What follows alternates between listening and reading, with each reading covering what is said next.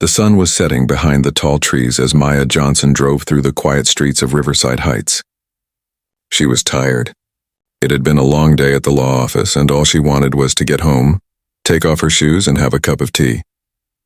Maya was 42 years old. She had worked hard her whole life to become a lawyer. She specialized in helping people who were treated badly by those in power. Her office was downtown, but she often drove through different neighborhoods on her way home. Tonight, she was passing through one of the wealthiest areas in the city. Her car was nothing special. It was a 7-year-old sedan, clean but showing its age. The paint had a few scratches, and the bumper had a small dent from a parking lot accident years ago. But it ran well, and Maya had never cared much about fancy cars. She spent her money on books and helping her family. As she waited at a red light, Maya noticed a police car behind her. She didn't think much of it at first. Police cars were everywhere in this city. The light turned green and she drove forward, staying exactly at the speed limit. She always drove carefully. She had to. Maya made a left turn, using her signal well in advance. The police car followed. She continued down the tree-lined street, past the big houses with their perfect lawns and expensive cars in the driveways. The police car was still behind her. Then the blue and red lights came on. Maya's heart sank. She felt that familiar tightness in her chest, that feeling she had known since she was 16 years old, the feeling of being watched, judged, and assumed guilty of something. She pulled over to the side of the road and put the car in park. She placed both hands on the steering wheel where they could be seen.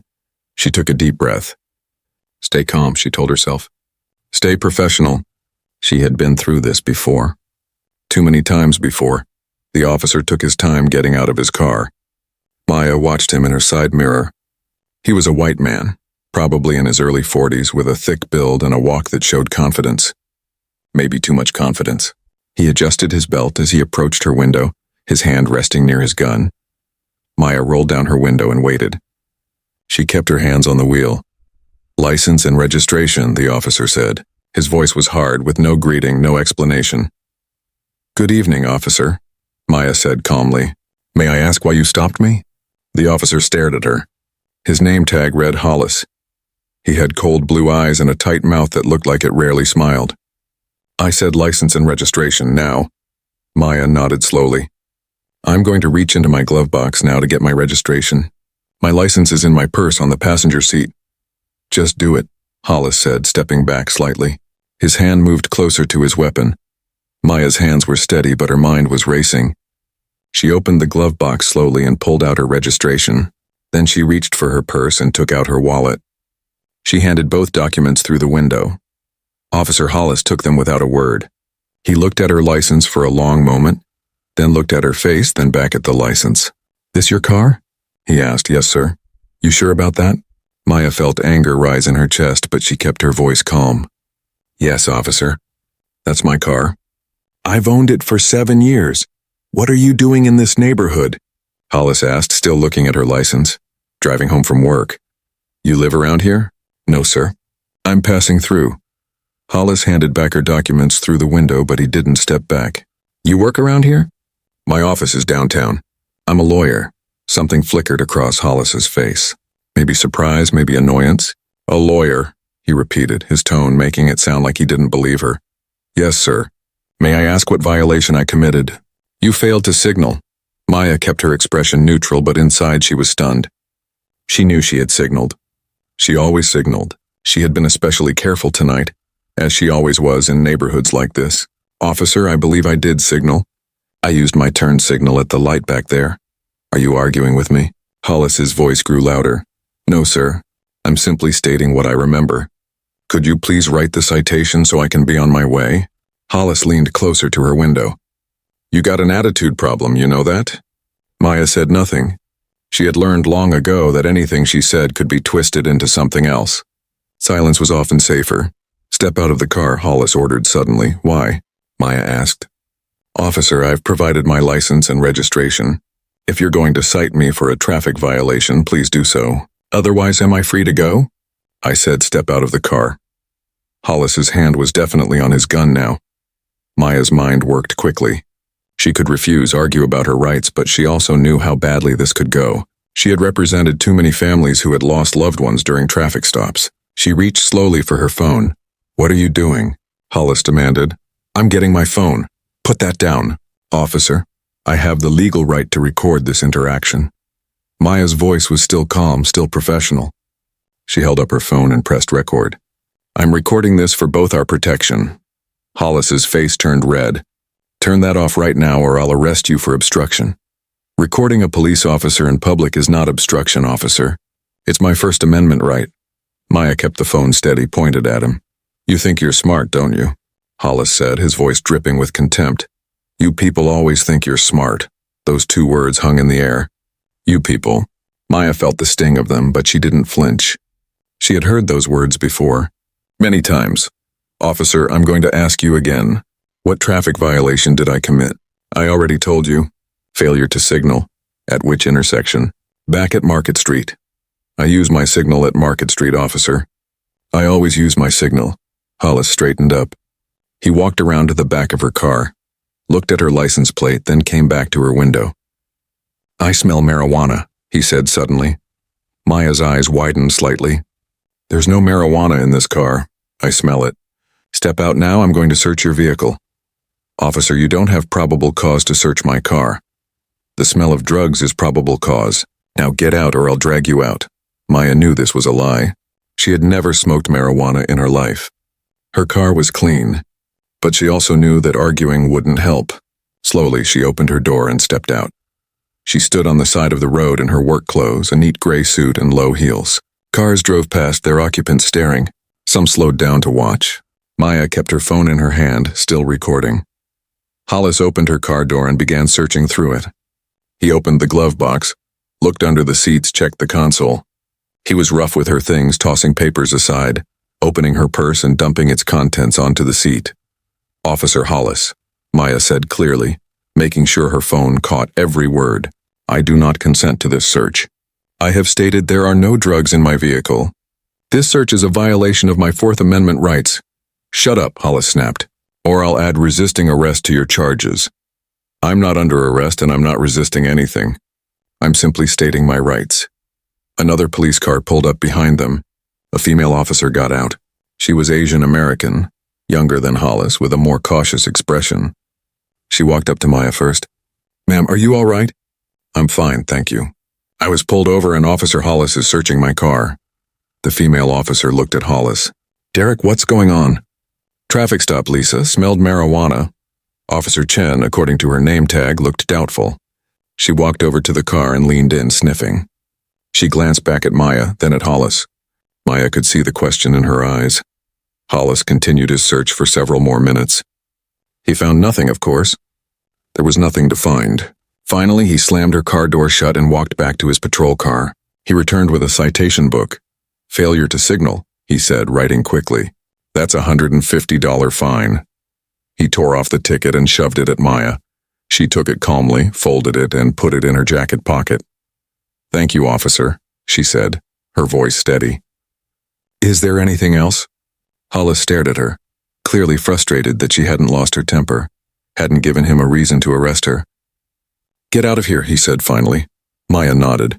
She got back in her car, started the engine, and carefully pulled away from the curb. In her rearview mirror, she could see Hollis and Chen talking. Chen looked upset about something. As Maya drove away, her hands finally started to shake. She pulled into a parking lot a few blocks away and sat there, breathing deeply. She looked at her phone. The recording was still going. She stopped it and saved it immediately. Then she pulled out the ticket and read it carefully. Failure to signal. No time listed, no specific location. Just a vague accusation and a fine.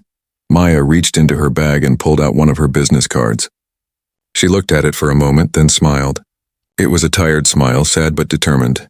Dr. Maya Johnson, J.D., the card read. Partner, Civil Rights Division, Kaufman and Associates. She picked up her phone and called her office partner, Richard. "Richard, it's Maya. Something just happened. I need you to file a public records request first thing tomorrow morning. We're going to need dash cam footage from tonight." She listened to his concerned questions, then answered them calmly. "No, I'm fine. I'm safe. But Richard, this one was bad. Really bad. And I'm not letting it go." Officer Derek Hollis walked back to his patrol car feeling satisfied. He had shown that lawyer woman who was boss. She thought she was so smart with her phone and her fancy words about rights. But in the end, she had driven away with a ticket, and he had won. Lisa Chen stood by her own patrol car, watching him with a troubled expression. "Derek," she called out as he opened his door. "Can I talk to you for a minute?" Hollis sighed. "What is it, Chen? What was the actual violation?" "I told you. Failure to signal." "Did you see her fail to signal?" Hollis stared at his partner. They had worked together for 2 years. Chen was a good cop usually, but sometimes she asked too many questions. "Are you questioning me?" "I'm just trying to understand. And the marijuana thing, I didn't smell anything." "Maybe your nose doesn't work as good as mine," Hollis said sharply. He got in his car and drove away before Chen could ask anything else. As he drove back to the station, Hollis thought about the woman, Dr. Maya Johnson. He had seen the name on her license. A doctor and a lawyer. He smiled to himself. People like that thought they were better than everyone else. But a badge meant something. It meant authority. It meant power. He had been a police officer for 15 years. He knew how to spot trouble. And that woman, driving through Riverside Heights in that old car, she had looked like trouble. Maybe not criminal trouble, but the kind of trouble that came from people being where they didn't belong. Hollis had grown up in the city. He remembered when Riverside Heights was different, when people knew their neighbors, when things made sense. Now everything was changing and not for the better. Someone had to maintain order. Someone had to keep the good neighborhoods good. That night at home, Hollis barely thought about the traffic stop. His wife Jennifer asked him about his day and he gave his usual answer. Same old stuff. Nothing special. But Maya Johnson thought about that traffic stop all night. She barely slept. Her mind kept going over every detail, every word, every moment of the interaction. She had experienced discrimination before. Every black person in America had. But this was different somehow. More blatant. More cruel. The next morning, Maya arrived at her office at 7. She was the first one there as usual. Kaufman and Associates was one of the best civil rights law firms in the state. Maya had joined them 10 years ago, fresh out of law school, burning with a desire to make things right. Now she was a senior partner, and she had won cases that had changed laws. By 8 o'clock, her colleague Richard Kaufman arrived. He was 60 years old, white with gray hair and kind eyes. He had been fighting for civil rights since the 1970s. "I filed that public records request first thing," he said, handing Maya a folder. "Should have the dash cam footage in a few days." "Thank you," Maya said. She showed him the video from her phone. They watched it together in silence. When it ended, Richard took off his glasses and rubbed his eyes. "Maya, I'm so sorry." "This is textbook racial profiling." "I know. What do you want to do?" Maya was quiet for a moment. She could just pay the ticket and move on. She was busy. She had other cases, other clients who needed her. But then she thought about Marcus, a young black man she had represented last year. He had been stopped by police, arrested on false charges, spent 3 days in jail before the charges were dropped. His life had been turned upside down. She thought about Elena, a Latina woman who had called her office crying, talking about how an officer had humiliated her during a traffic stop in front of her children. She thought about all the people who didn't have law degrees, who didn't know their rights, who couldn't fight back. "I want to sue," Maya said quietly, "not just for the ticket. Federal civil rights lawsuit, Fourth Amendment violation, racial profiling, harassment." Richard nodded slowly. "It's going to be ugly. The department will fight back hard. Let them." Over the next few days, Maya and her team went to work. They requested Hollis's personnel file. They searched for other complaints against him. They reached out to civil rights organizations asking if anyone else had problems with this officer. What they found shocked even Maya, and she thought nothing could shock her anymore. Officer Derek Hollis had 47 complaints filed against him over the past 5 years. 47. Some were about rude behavior. Many were about unnecessary stops. Several involved accusations of racial slurs. A few involved physical force that seemed excessive. Every single complaint had been investigated by the department's Internal Affairs Division.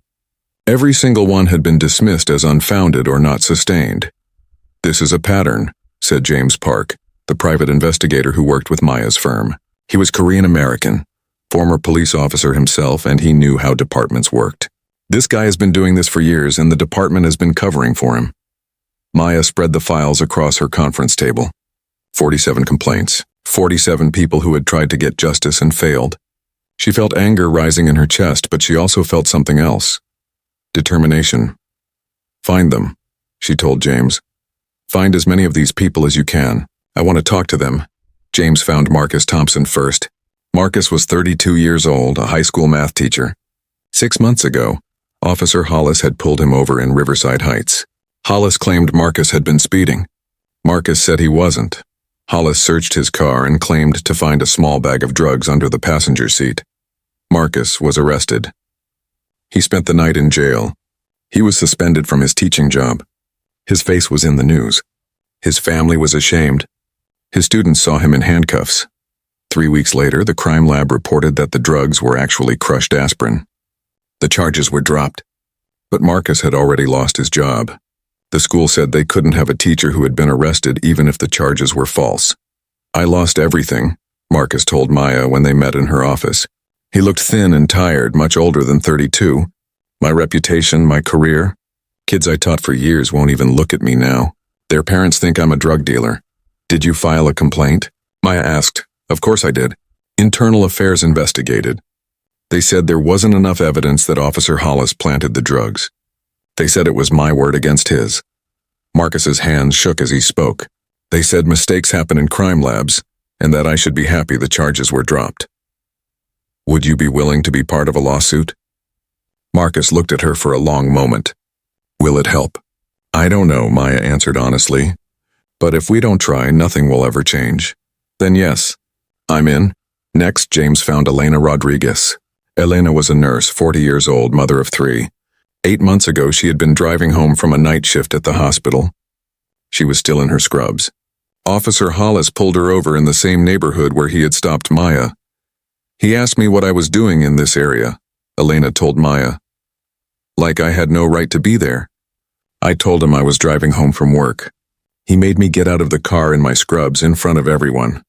He searched my car while I stood on the side of the road. People driving by were staring at me like I was a criminal. Did he find anything? No, because there was nothing to find. But he still gave me a ticket for a broken taillight. My taillight wasn't broken. I checked as soon as I got home. Everything was fine. Mike, did you fight the ticket?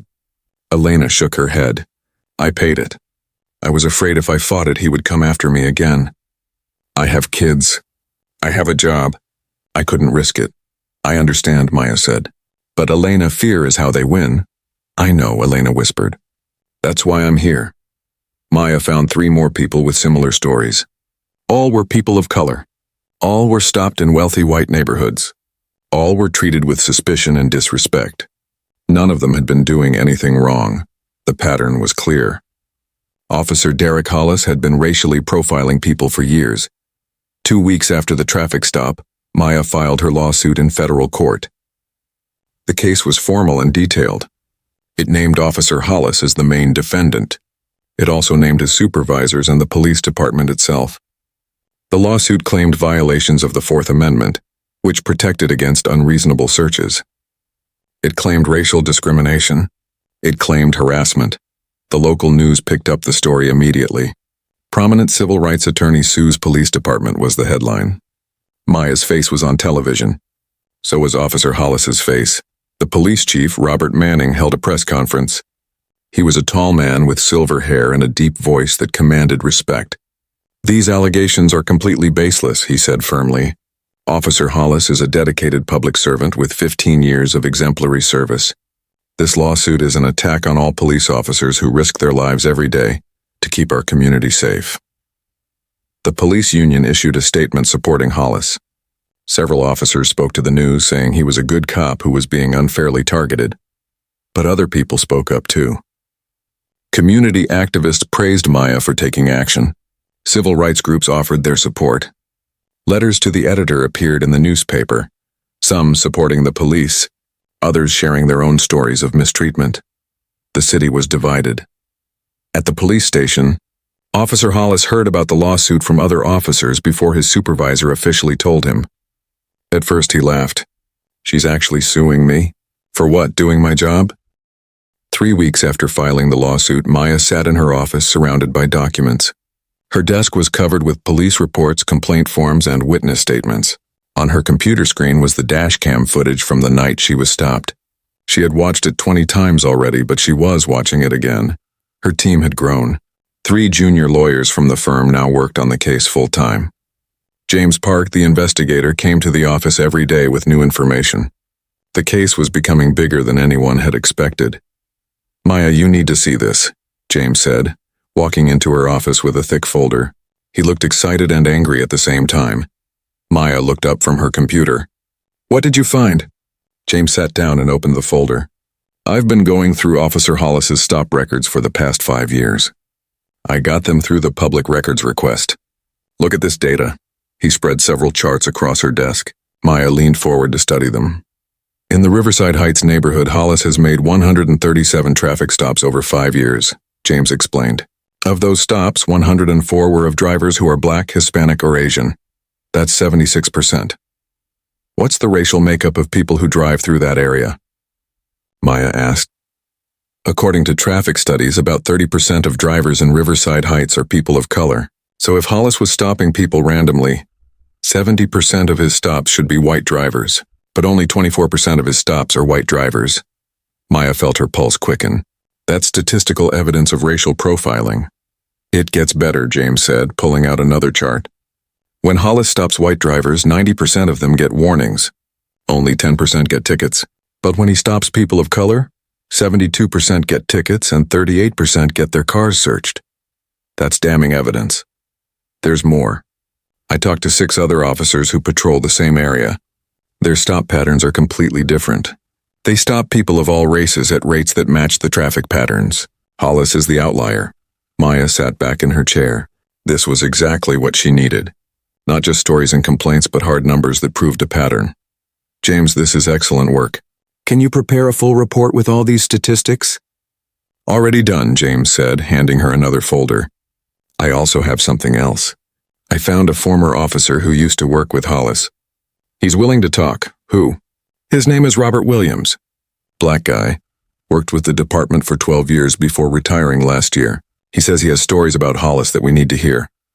Maya met Robert Williams at a coffee shop the next day. He was a big man with graying hair and tired eyes. He ordered black coffee and sat across from Maya in the corner booth. "Thank you for meeting with me," Maya said. "I saw the news about your lawsuit," Robert said.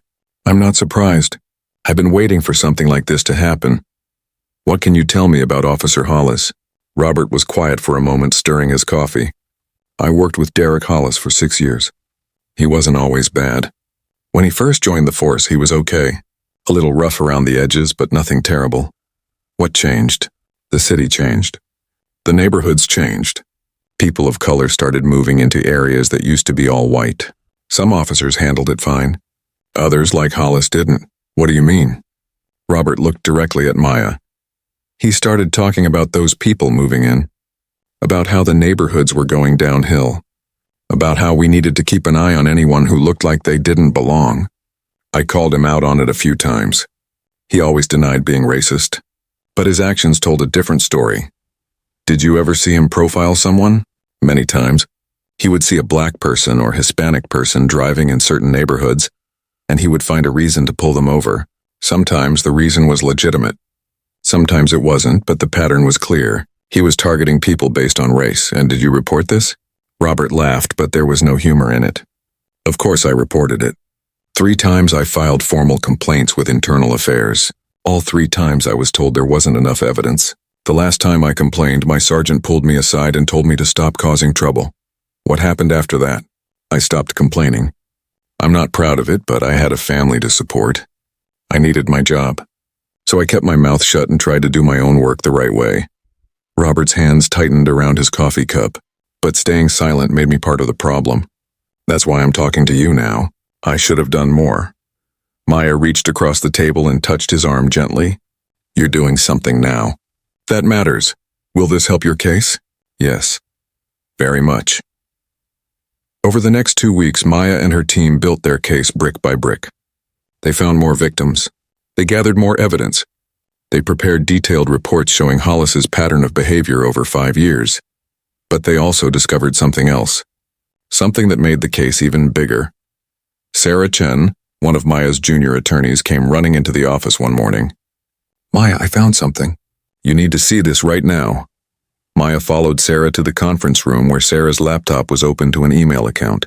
"I've been going through the documents from the public records request," Sarah explained. "Look at these emails between Officer Hollis's supervisor, Lieutenant Burke, and the Internal Affairs Division." Maya read the emails on the screen. Her jaw tightened with each one. The first email was from 3 years ago. A citizen had filed a complaint against Hollis for racial profiling. Lieutenant Burke had written to Internal Affairs. Another complaint on Hollis. "This is the 5th one this year. Can we find a way to make it go away? His stats are good otherwise."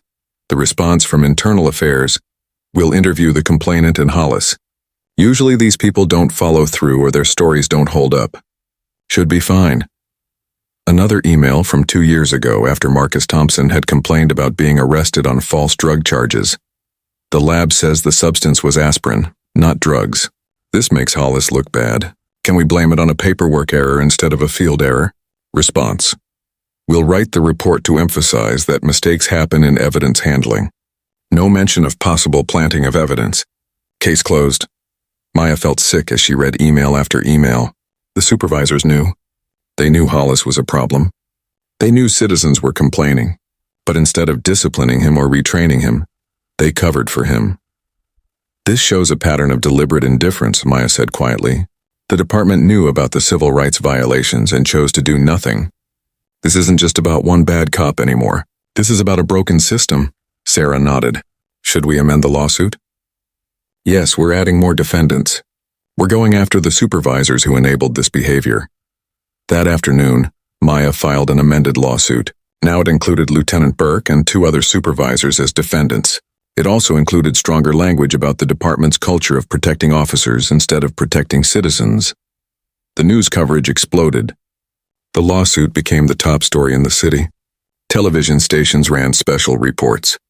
Newspapers wrote editorials. Everyone had an opinion. At a city council meeting, citizens lined up to speak. Some defended the police. "Our officers put their lives on the line every day," one man said. "This lawsuit is an attack on everyone who wears a badge." But others told their own stories. "I was stopped by Officer Hollis 2 years ago," a young Hispanic man said into the microphone, his voice shaking. "He treated me like I was garbage, like I had no right to be in my own city. I didn't file a complaint because I was afraid, but I'm not afraid anymore." An elderly black woman spoke next. "My grandson was stopped by police 5 times in 6 months. 5 times. He's a college student with no criminal record, but he drives an old car and his skin is brown, so police treat him like a criminal. Something is very wrong with that." The police union held their own press conference. The union president, a white man with a military haircut, spoke passionately. "This lawsuit is based on lies and manipulation," he said. "Officer Hollis is being crucified for doing his job. Every traffic stop he made was legitimate. Every search he conducted was legal. This is nothing but an attempt to handcuff police officers and prevent them from keeping our streets safe." But support for Maya's lawsuit kept growing. Civil rights organizations from around the state offered help. Law professors wrote articles analyzing the case. Other people who had been stopped by Hollis came forward with their stories. Maya worked 16-hour days. She interviewed witnesses. She reviewed evidence. She prepared legal briefs. At night, she would go home exhausted, but she couldn't stop thinking about the case. Her mother called one evening. "Maya, sweetheart, I saw you on the news again. Are you okay?" "I'm fine, Mama. You look tired." "I am tired, but I'm also angry, and that anger is keeping me going. I'm proud of you," her mother said softly. "But baby, please take care of yourself. You can't help anyone if you collapse." "I know, Mama. I promise I'm being careful." After she hung up, Maya stood by her window and looked out at the city lights. Somewhere out there, Officer Hollis was probably looking at the same city. What was he thinking? Did he understand what he had done? Did he feel any regret? Maya didn't know, but she was about to find out. The law offices of Kaufman and Associates occupied the 14th floor of a glass building downtown. On a cold Tuesday morning in November, Officer Derek Hollis walked through the lobby with his attorney. He wore his dress uniform, pressed and neat. His attorney had told him to look professional and confident, but Hollis didn't feel confident. He felt nervous in a way he had never felt before, not even during dangerous calls or difficult arrests. This was different. Today he would have to answer questions. Today he couldn't just walk away or end the conversation. Today he had to face Maya Johnson. The conference room was large with windows overlooking the city. A long table filled the center. On one side sat Maya and two of her associates. On the other side was a chair for Hollis and one for his attorney, Michael Preston. A court reporter sat at the end with her machine ready to record every word. Hollis sat down. He didn't look at Maya at first, but eventually he had to. She was dressed in a dark blue suit, her hair pulled back neatly. She looked calm and professional. In front of her were several thick folders and a laptop. "Good morning, Officer Hollis," Maya said. Her voice was polite but not friendly. "Morning," Hollis replied. The court reporter swore him in. He promised to tell the truth.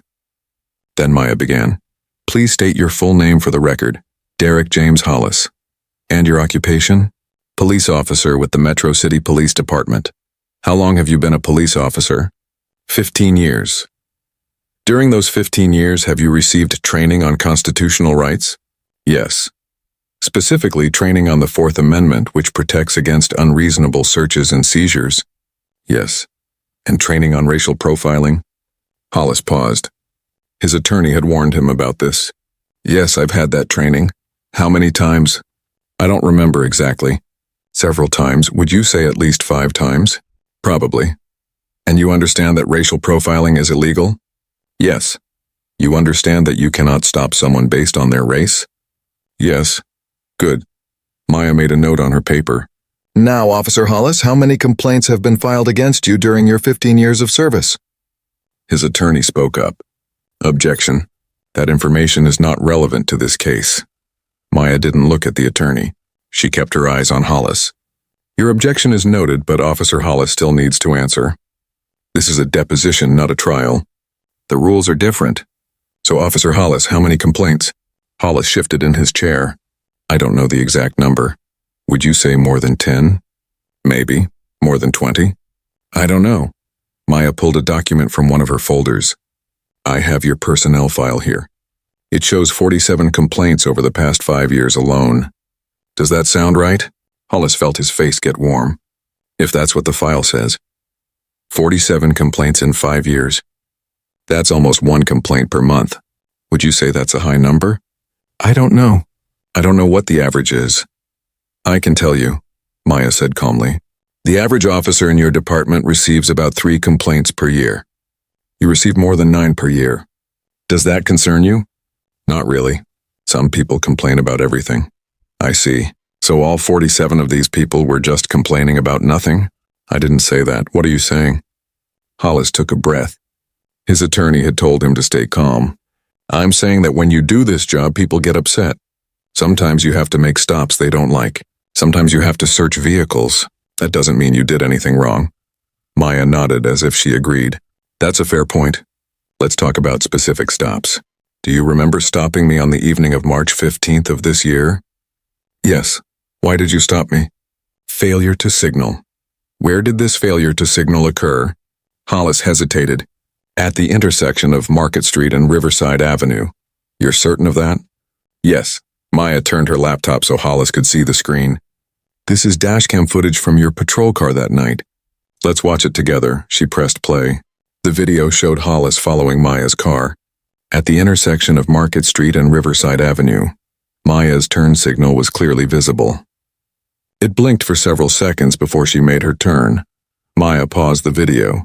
"Officer Hollis, I see my turn signal in this video. Do you see it?" Hollis stared at the screen. His stomach sank. "It's hard to tell from the angle." "Really?" "It looks quite clear to me. Let me play it again." She played it 3 more times. Each time the turn signal was obvious. "Officer Hollis, did I fail to signal at this intersection?" "It's hard to remember exactly." "You just said you were certain the failure to signal occurred at this intersection. Now you're saying you don't remember. Which is it?" His attorney intervened. "He said it's hard to remember from the video." Maya turned to the attorney. "Mr. Preston, please don't answer for your client." She looked back at Hollis. "Officer Hollis, yes or no? Did I fail to signal at the intersection of Market Street and Riverside Avenue? Hollis felt trapped. I thought you did. But the video shows I didn't. The video doesn't show everything. What doesn't it show? I don't know. Maybe the angle is wrong. Maya made another note. Let's move on. After you pulled me over, you searched my vehicle. Why? I smelled marijuana. Did you find any marijuana in my car? No. Did you find any drugs at all? No. Did you find anything illegal in my car? No. Was there anything in my car that justified the search? No, but the smell gave me probable cause. Maya pulled out another document. This is a report from the crime scene unit. They tested my car that night. No traces of marijuana or any other drugs were found. How do you explain that? Maybe I was mistaken about the smell. Or maybe there was no smell at all.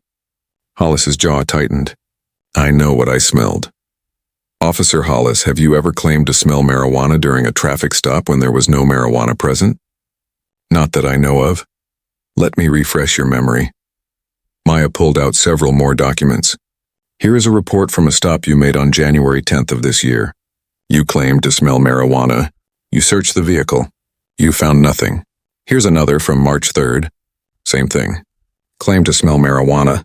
Searched the car. Found nothing. I have 7 more examples just like this. In each case, you stopped a person of color, claimed to smell marijuana, searched their vehicle, and found nothing. How do you explain this pattern? I don't know. Maybe I was wrong those times. 7 times you were wrong. Or maybe you were lying to justify searches you had no legal right to conduct. Objection, his attorney said loudly. That's argumentative. I'll rephrase, Maya said. Officer Hollis, in your 15 years as a police officer, have you ever lied in a police report? No. Never? Never. Maya pulled out more papers. This is interesting. In June of last year, you arrested Marcus Thompson for possession of drugs. You wrote in your report that you found a bag of white powder under the passenger seat of his car. The lab later determined the powder was crushed aspirin. How did crushed aspirin get into a bag and under Mr. Thompson's seat? I don't know. Maybe it was his and he didn't know what it was. Or maybe you put it there. I did not plant evidence. Hollis's voice was loud now. But you arrested an innocent man. I didn't know it was aspirin. It looked like drugs. Did you test it before arresting him? No, I'm not a lab technician. So you arrested someone, ruined his life based on your assumption about a white powder? I was doing my job. Your job is to arrest innocent people? Objection, his attorney said again. Ms. Johnson, please stick to questions. Maya nodded. Of course. Officer Hollis, let's talk about your training on racial profiling. You said you've had this training several times. What does racial profiling mean? It means stopping someone based on their race. And is that illegal? Yes. Have you ever done it? No. Maya opened a folder and pulled out several charts. These are statistics from your traffic stops over the past 5 years. In the Riverside Heights neighborhood, 76% of your stops were of people of color, but only 30% of drivers in that area are people of color. Can you explain this disparity? Hollis looked at the charts. He had never seen numbers laid out like this before. I don't pay attention to race when I make stops. But somehow you stop people of color at more than twice the rate they appear in the population. I stop people who break the law. Are you saying that Black and Hispanic people break traffic laws more than white people? No, I'm saying I stop people who I see breaking the law. But the numbers show you see people of color breaking the law much more often than white people. Why is that? Hollis didn't know how to answer. I don't know. Could it be because you're paying more attention to people of color? No. Could it be because you assume people of color are more likely to be doing something wrong? No. Then how do you explain these numbers? Hollis felt sweat on his forehead. I can't explain them. I just do my job. Let's look at another statistic, Maya continued. When you stop a white driver, you give them a warning 90% of the time. When you stop a person of color, you give them a ticket 72% of the time. Why do white drivers get warnings while people of color get tickets? Every stop is different. I use my judgment. What factors affect your judgment? How they behave, their attitude, whether they have a record. Do you check their record before deciding to give a warning or a ticket? Hollis paused. Not always. 2 weeks after the deposition, Maya was working late in her office when her phone rang. The number was blocked. She almost didn't answer, but something made her pick up. Hello? Dr. Johnson? This is Officer Lisa Chen. We met on the night you were stopped. Maya sat up straight. Yes, I remember you. How can I help you? There was a long pause. I need to talk to you. About Officer Hollis. About that night. About a lot of things. I'm listening. Not on the phone. Can we meet somewhere? Somewhere private? Maya's heart beat faster. This could be important. Or it could be a trap. Where do you want to meet? There's a coffee shop in Millwood. It's outside the city, called the Brew House. Can you meet me there tomorrow at 10 in the morning? I'll be there. That night, Maya barely slept. A police officer wanting to talk could mean many things. Maybe Chen wanted to defend Hollis. Maybe she wanted to warn Maya to back off. Or maybe, just maybe, she wanted to tell the truth. The next morning, Maya drove to Millwood. It was a small town 30 miles from the city. The brew house was a quiet place with only a few customers. Maya arrived early and chose a table in the back corner. Officer Chen came in exactly at 10. She wasn't in uniform. She wore jeans and a sweater and she looked nervous. Her eyes scanned the coffee shop before she sat down across from Maya. Thank you for coming, Chen said quietly. Of course. What did you want to talk about? Chen ordered coffee. She wrapped her hands around the cup when it arrived, like she needed something to hold on to. I've been thinking about that night for months. The night Officer Hollis stopped you. I haven't been able to stop thinking about it. What about it? I knew it was wrong. I knew it the moment I pulled up and saw what was happening. He had no good reason to stop you. No good reason to search your car. I could see it in his face, in his body language. I've worked with him for 2 years. I know when he's lying. Maya waited. She didn't want to push. Chen needed to tell this in her own way. I should have said something that night, Chen continued. I should have stopped him or at least questioned him. But I didn't. I was a coward. Why are you telling me this now? Chen looked up from her coffee. Her eyes were bright with tears. Because I can't be part of this anymore. I became a police officer to help people, to protect people. But staying silent while bad things happen doesn't protect anyone. It makes me part of the problem. What exactly do you want to tell me? Chen took a deep breath. Officer Hollis has been racially profiling people for years. Everyone in the department knows it. Not officially, but we all know. We see the pattern. We hear the comments he makes. Some officers think it's funny. Others just ignore it. But nobody does anything about it. Why not? Because of the code. You don't turn on another officer. You don't snitch. You don't make trouble. If you do, you become an outcast. Your career is over. But you're here now. Yes, because I watched your deposition video. The department made us all watch it as part of our training on how to handle lawsuits. They wanted us to see how to answer questions. But all I saw was Officer Hollis lying, over and over. And I realized that by staying silent, I was helping him lie. Maya pulled out a notebook. Can I take notes? Yes, I want you to. I want everything I say to be on record. Okay. Tell me what you know. For the next hour, Chen talked. She told Maya about the department culture. She explained how supervisors ignored complaints to keep the numbers looking good. She described how officers were trained to find legal justifications for stops they wanted to make for other reasons. There's never an official quota, Chen explained. But there's pressure to make stops to show activity. And there's pressure to patrol certain neighborhoods more than others, the wealthy neighborhoods where property values are high. The supervisors want us to keep those areas safe. But safe means different things to different people. What does it mean to Officer Hollis? To him, it means keeping out people who don't belong. And in his mind, people of color don't belong in wealthy white neighborhoods, so he stops them. He questions them. He searches them, looking for any reason to arrest them or cite them or just scare them away. Did he ever say this directly? Not in those exact words. But I heard him make comments. He would say things like, I wonder what she's doing here, when he saw a black woman driving through Riverside Heights. Or let's see what this one is up to, when he saw a Hispanic man. Little comments that showed how he was thinking. Did you report these comments? Chen looked down at her coffee. No, I didn't. I told myself they were just words. That he probably didn't mean anything by them. But I was lying to myself. What made you stop lying to yourself? You, the way you handled that traffic stop. You were calm and professional, even though he was treating you terribly. You knew your rights and you stood up for them. I kept thinking, what if you hadn't known your rights? What if you had been someone without education or resources? He could have arrested you on false charges just like he did to Marcus Thompson. Maya made notes as Chen talked. Then she asked, "Would you be willing to put all of this in a sworn statement?" Chen was quiet for a long moment. "Do you know what will happen to me if I do that?" "Yes, your career in this department will probably be over." "Not probably, definitely. They'll call me a traitor. Officers won't back me up on calls. My life will be hell until they force me out."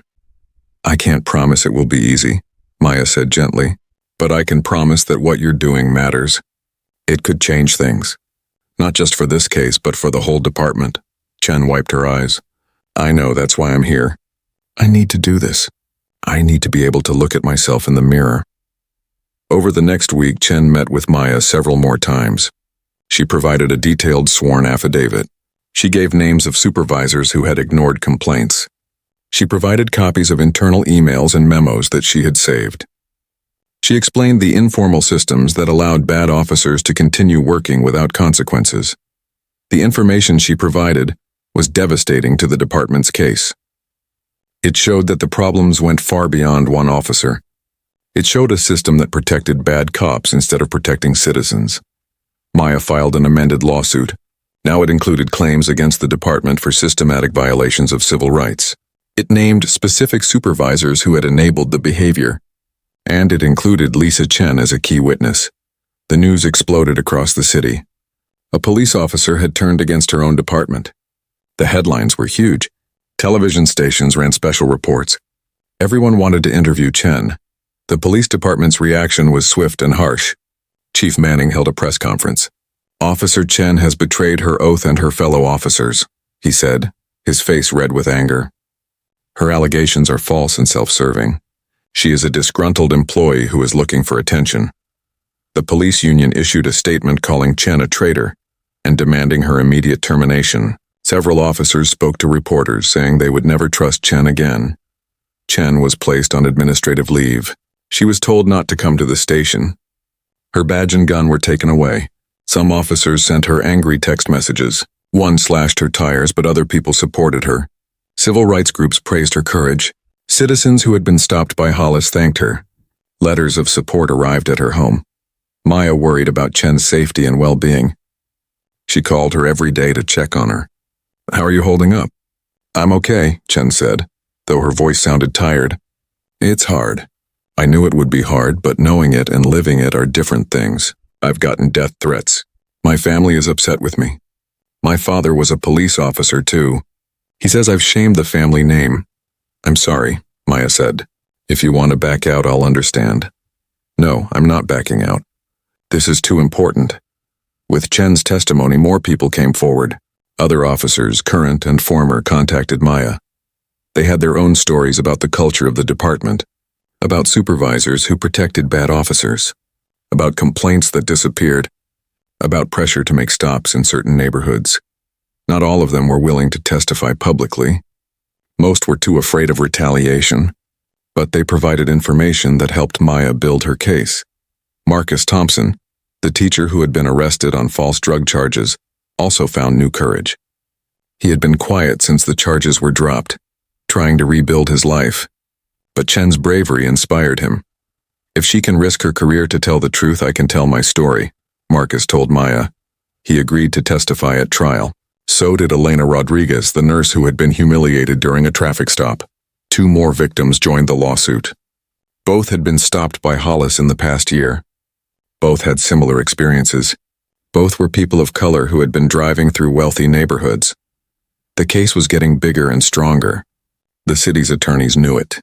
They approached Maya with a settlement offer. $2 million, the lead city attorney said during a meeting. "We'll split it among all the plaintiffs. In exchange, you drop the lawsuit and sign a confidentiality agreement." Maya looked at the offer. $2 million was a lot of money. Her clients could use that money. Marcus could pay his bills and maybe go back to school for a new career. Elena could buy a house for her family. The others could start over. The federal courthouse was a massive stone building downtown. On the morning of the trial, news trucks lined the street outside. Reporters set up cameras. Protesters held signs supporting both sides. Some signs read "Justice for All" and "End Police Brutality." Others read "Support Our Police" and "Blue Lives Matter." Inside the courthouse, the atmosphere was tense. The courtroom was packed. Every seat was filled. People stood along the back wall. Maya's family was there. Chen's parents had come, though they sat stiffly and didn't look at their daughter. Marcus Thompson's mother sat in the front row, clutching a tissue. Officer Hollis sat at the defense table with his attorney and 2 lawyers from the city.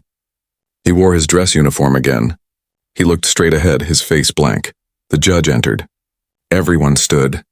Judge Patricia Woodson was a black woman in her 60s with silver hair and sharp eyes. She had a reputation for being fair but tough. She didn't tolerate nonsense from anyone. "Please be seated," Judge Woodson said. "We're here for the matter of Johnson versus Hollis in the Metro City Police Department. Are both sides ready?" "Ready, Your Honor," Maya said, standing. "Ready," said the lead city attorney. "Then let's begin with jury selection." It took 2 full days to select a jury. Both sides questioned potential jurors carefully. Maya wanted people who would listen to evidence without bias. The city wanted people who respected police officers and wouldn't automatically assume wrongdoing. Finally, they had 12 jurors. 6 men, 6 women. 4 white, 3 black, 2 Hispanic, 2 Asian, 1 Middle Eastern. Ages ranged from 25 to 68. They came from different neighborhoods, different jobs, different backgrounds. On the 3rd day, opening statements began. The city's lead attorney, Daniel Walsh, spoke first. He was a tall man with gray hair and an expensive suit. "Ladies and gentlemen," he began, "police officers have the hardest job in our society. Every day they put on a uniform and go out to protect us, never knowing if they'll come home safe. They make split-second decisions in dangerous situations, and sometimes people don't like those decisions." He walked closer to the jury. Officer Derek Hollis is a dedicated public servant with 15 years of service. He has made thousands of traffic stops in his career. Thousands. Most of them were routine and professional. But a few people, a very small number, have complained. And now those complaints are being used to paint him as a racist. But numbers without context mean nothing. Traffic stops are complicated. Everyone is different. Officer Hollis had legitimate reasons for every stop he made, including the stop of Dr. Johnson. Walsh talked for 30 minutes. He painted Hollis as a hard-working officer being unfairly attacked. He said the lawsuit was really about politics and money, not justice. Then it was Maya's turn. She stood and walked to the jury box. She didn't use notes. She looked each juror in the eye as she spoke. "Officer Walsh just told you that numbers without context mean nothing. I disagree. Numbers tell stories. And the numbers in this case tell a very clear story." She paused. "Officer Hollis stopped people of color at more than twice the rate they appear in the community. He searched their cars at much higher rates. He gave them tickets while giving white drivers warnings. These aren't just numbers. These are patterns. And patterns show intent." Maya's voice was calm but powerful. "This case isn't about hating police.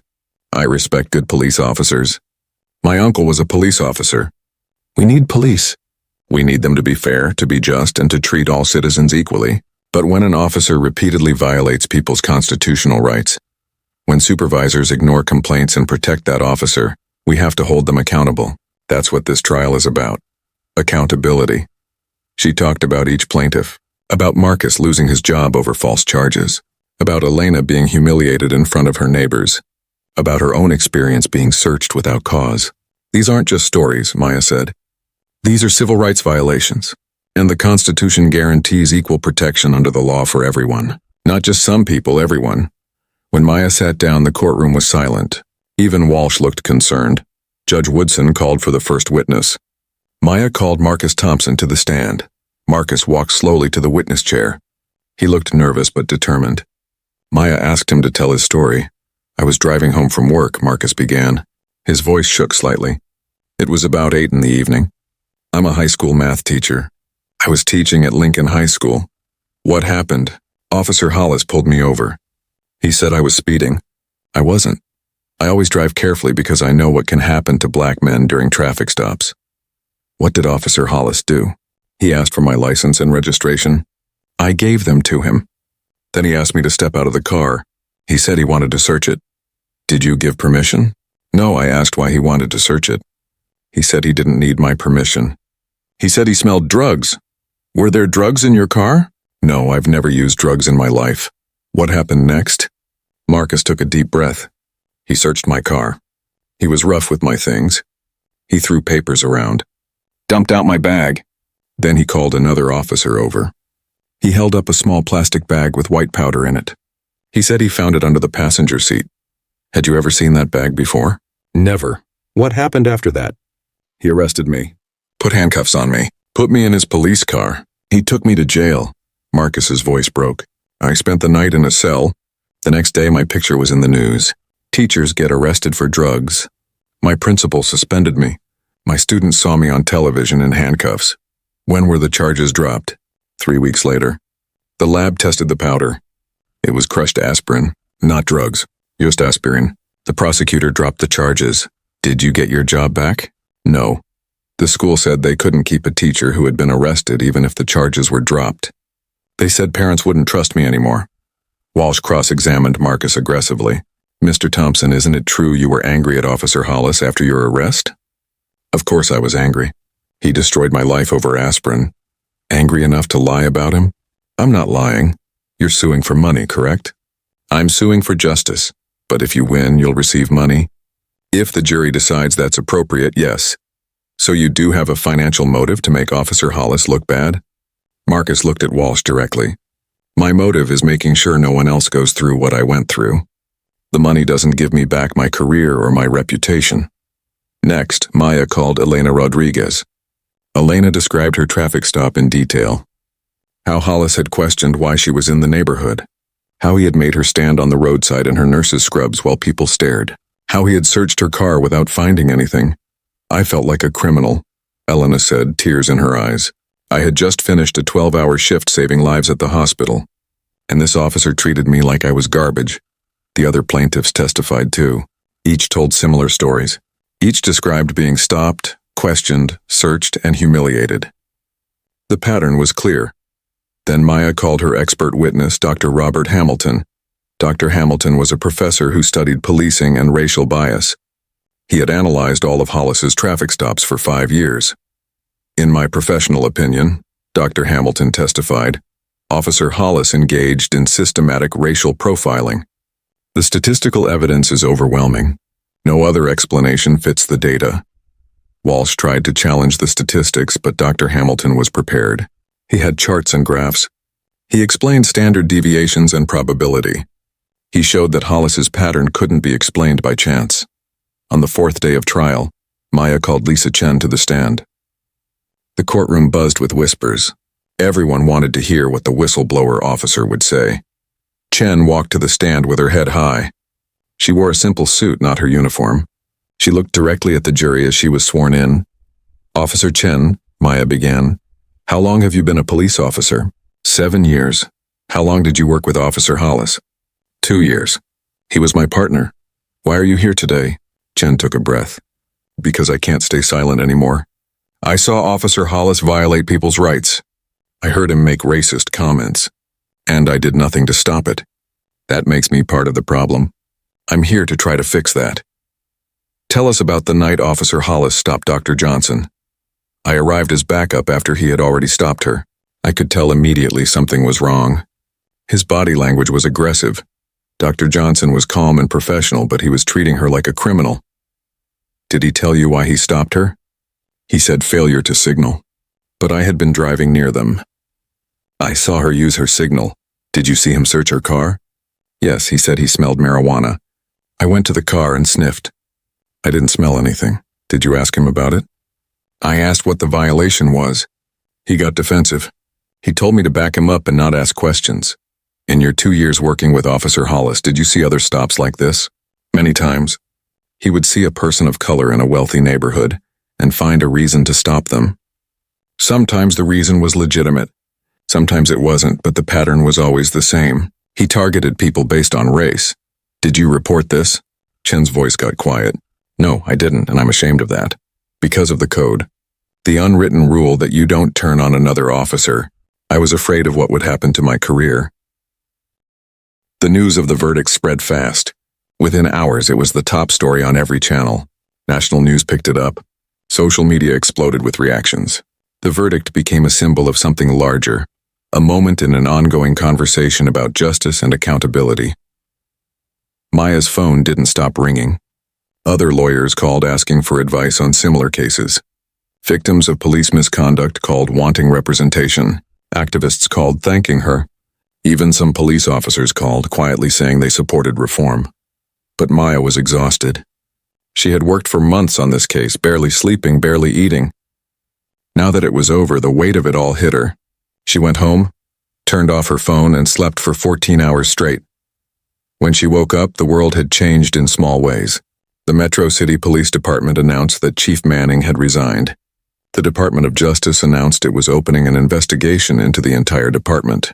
The City Council called emergency meetings to discuss police reform. The police union was angry.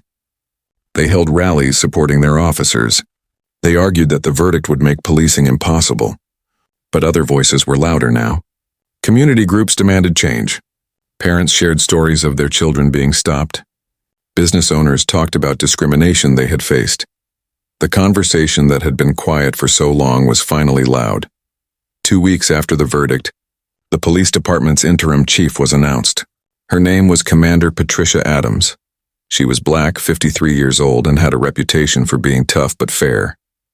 Her first act was to announce sweeping reforms: mandatory bias training for all officers, body cameras required for every interaction, an early warning system to flag officers with multiple complaints, a civilian oversight board with real power to investigate misconduct, changes to how complaints were handled, anonymous tip lines for officers who witnessed misconduct. This verdict exposed problems we can no longer ignore, Chief Adams said at her first press conference. We must rebuild trust with our community. That starts with accountability and transparency. Not everyone was happy with the changes. Some officers complained that they were being treated like criminals. The police union filed grievances, but Chief Adams held firm. If you can't treat all citizens with respect and follow the Constitution, you shouldn't be a police officer, she said. Officer Hollis was officially terminated. His pension was revoked. The district attorney announced charges against him for perjury, for lying under oath during his deposition. He faced up to 5 years in prison. His life fell apart completely. His wife divorced him. His friends stopped calling. He had trouble finding any work. Nobody wanted to hire a former police officer who had been fired for civil rights violations.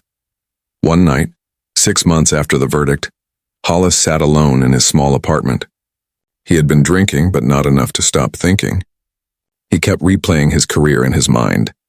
All those stops, all those people he had questioned and searched and humiliated. He finally understood what he had done. Really understood.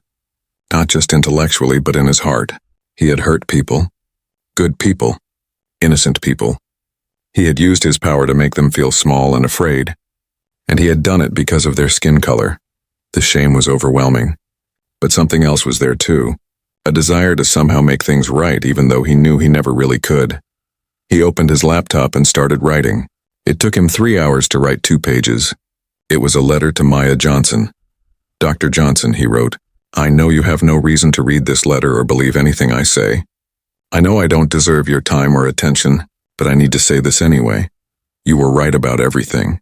I did stop you because you're black and you were in a white neighborhood. I did profile you and dozens of other people over the years. I did lie under oath. I did violate people's constitutional rights. I told myself I was just doing my job. I told myself my instincts were good. I told myself I wasn't racist. But I was lying to myself. My instincts were prejudice. My judgment was corrupted by bias I never examined. I destroyed Marcus Thompson's life over crushed aspirin. I humiliated Elena Rodriguez for no reason. I made countless people feel afraid and unwelcome in their own city. I abused my power and betrayed my oath. I'm not writing this to ask for forgiveness. I don't deserve forgiveness. I'm writing because you deserve to know that you were right. You exposed the truth, and even though facing that truth is the hardest thing I've ever done, it needed to happen. I'm going to prison soon. I deserve that. But before I go, I wanted you to know that what you did mattered. You changed things. You made the department better. You helped people who had no voice. I'm sorry. Those words aren't enough. They'll never be enough. But they're true. Derek Hollis. He read the letter 3 times, then printed it and put it in an envelope. He mailed it the next day. He didn't expect a response and didn't get one. But writing it had helped somehow. It was a small step toward taking responsibility. Maya did receive the letter. She read it once, then put it in her desk drawer. She didn't respond to Hollis. His apology wasn't for her benefit. It was for his. And while she noted that he seemed to finally understand what he had done, it didn't change the past, but she did think about it. Late one night in her office, she mentioned it during an interview with a reporter writing a story about the case. "Did the apology mean anything to you?" the reporter asked. Maya thought for a moment. It meant that he finally acknowledged the truth. That's important. Not for me, but for everyone he hurt. Real accountability requires acknowledgement. You can't change what you won't admit, she paused. But acknowledgement is just the beginning. The real work is changing systems so this doesn't happen again. And that work was happening. Slowly. But it was happening. The Department of Justice investigation led to a consent decree. The Metro City Police Department was now required to make specific reforms and report to federal monitors. Training was completely overhauled. Hiring practices changed. The complaint process was made transparent. It wasn't perfect. Change never is. Some officers resisted. Some community members remained skeptical. But it was progress. Lisa Chen found work as an investigator at Maya's law firm. She used her knowledge of police practices to help other civil rights cases. She also started working with a group that trained police officers on constitutional policing. Some officers didn't want to hear from her, but others listened. "I can't undo what I was part of," Chen told Maya one day, "but I can try to prevent it from happening to others." Marcus Thompson used his portion of the settlement to go back to school. He studied education policy and now works with the state education department, helping teachers who have been falsely accused. He also speaks at schools about civil rights and the importance of standing up for justice. "I lost my teaching career," Marcus told a group of high school students, "but I found a different way to make a difference. Sometimes the worst things that happen to us lead us to where we need to be."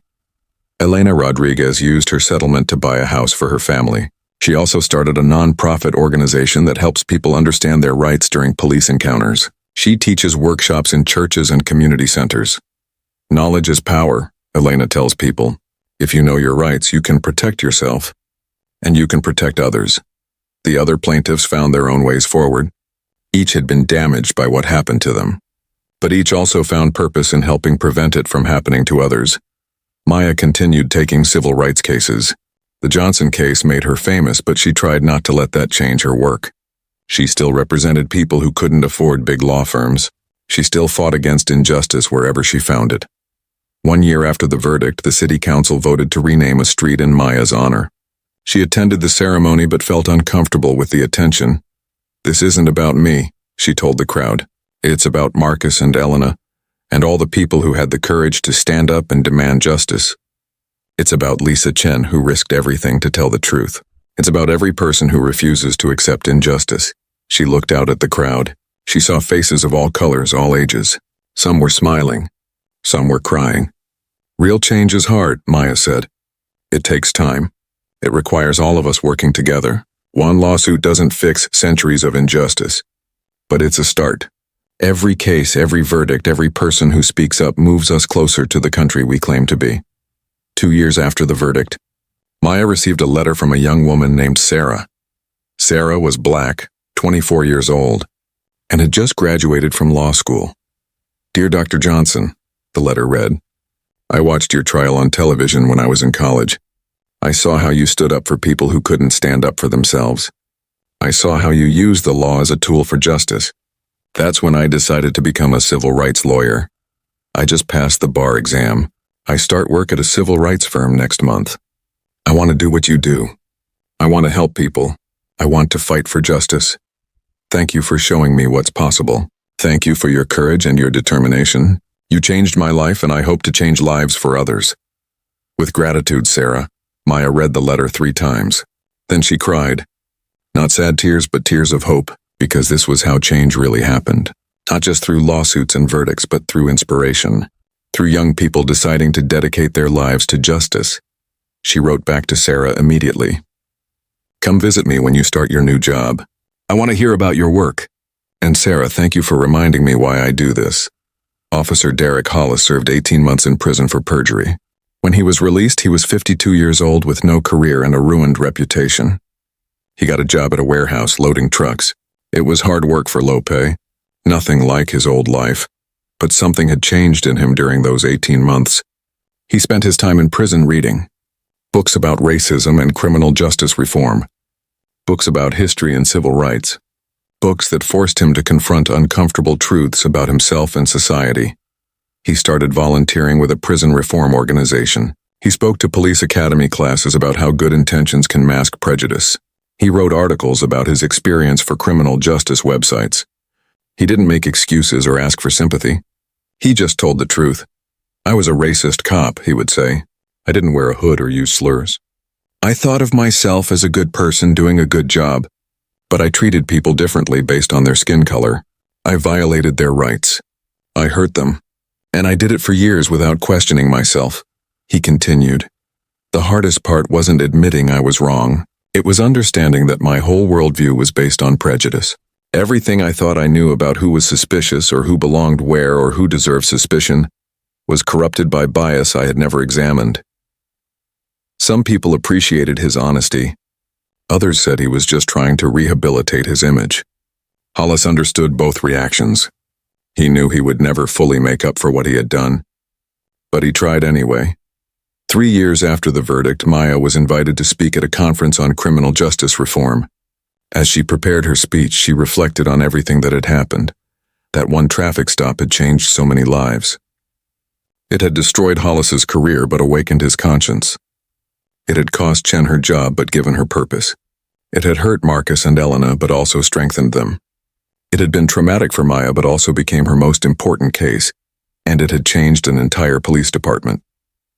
Maybe changed a city, maybe even contributed to a larger national conversation about policing and justice.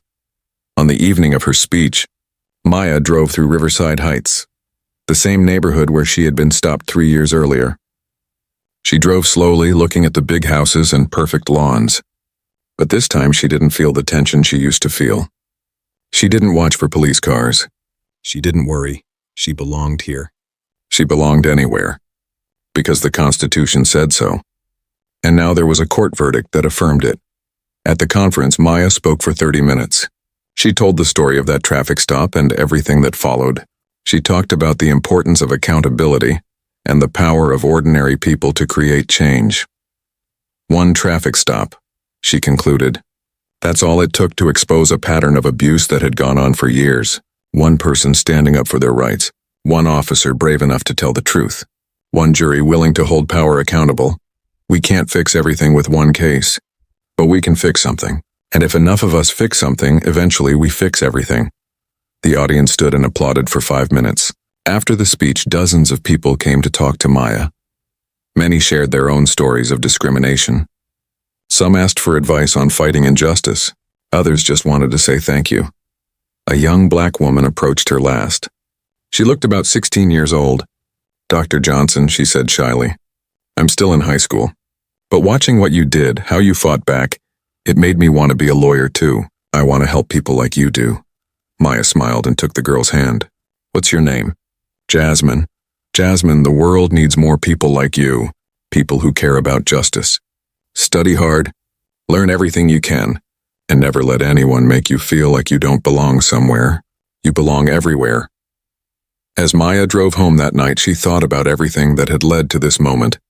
The fear she felt during that traffic stop, the anger that followed, the months of hard work preparing the case, the tension of the trial, the relief of the verdict, the slow, steady progress of reform. It had been worth it. All of it. Because justice required the courage to stand up, the determination to fight back, and the hope that things could change. Maya Johnson had all three. And because she did, so did many others. The fight wasn't over. It would never be completely over. Injustice was persistent, but so were the people who opposed it. And as long as there were people willing to stand up, to speak out, to fight for what was right, there was hope.